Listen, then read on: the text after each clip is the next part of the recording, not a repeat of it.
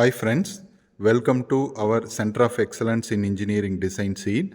I am Professor Karthikeyan, Department of Mechanical Engineering, Jsr Engineering College.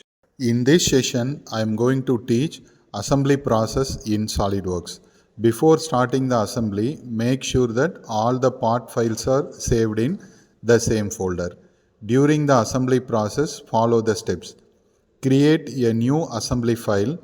Insert the base component as the fixed component. Add all parts one by one. Apply the required mates to position it correctly. Check the mate and alignment of assembly. Continue inserting the remaining parts by following the same procedure. Verify the orientation and fully define each component before moving to the next step. Once the assembly is completed, rotate the model to verify that all the components are positioned correctly and there is no mate errors. Kindly follow the video carefully for successful completion of assembly process.